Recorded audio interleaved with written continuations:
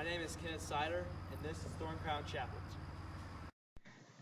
The chapel was constructed by the award-winning architect E. Fay Jones in 1980. Fay Jones was born in the small town of Pine Bluff, Arkansas in 1921. His first run-in with architecture was perhaps while in elementary school. During this time, Jones took an interest in building tree houses and small forts in the backyard of his home.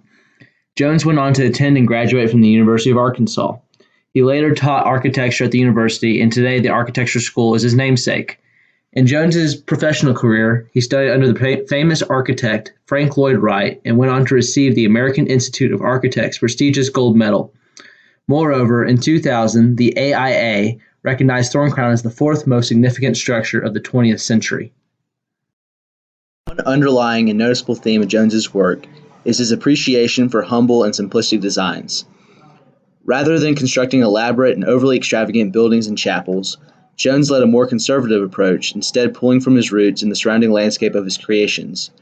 It appears Jones preferred the quiet and peaceful rural scene rather than the fast-paced hustle and bustle of urban life.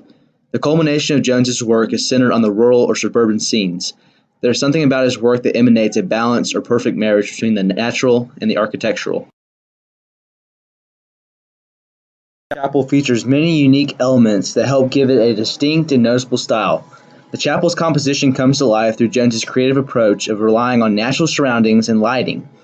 The chapel is built in the native Arkansas woodlands, and Jones exploits this detail to the best of his ability. He ensures that the chapel evokes a certain harmony or balance with nature. It appears when Jones was constructing Thorncrown, he wanted his marble to complement the surroundings, not impose upon it. Lighting and color have a major impact on the overall composition of the chapel. Due to the expansive glass windows, the chapel's composition is subject to constant transition.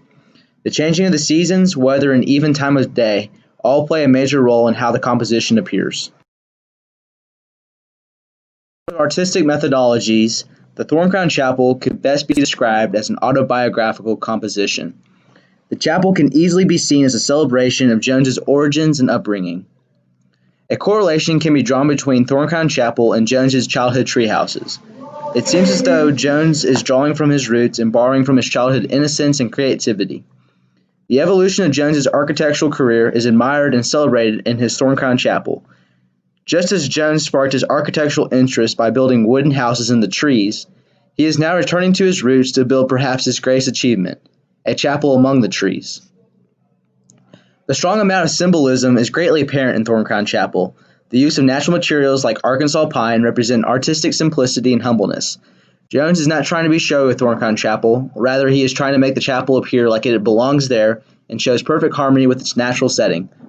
Furthermore, the abundance of glass paneling resonates with the idea of light and the positive image it creates. Interestingly, Thorncrown Chapel offers non-denominational church services. I believe Jones wanted his chapel to be open and inclusive to all people groups regardless of their religious beliefs. The Thorncrown Chapel is an example of the modern architectural style. This style is distinct in that it features many windows in a steel frame. Furthermore, the modern style favors minimalism and structural simplicity.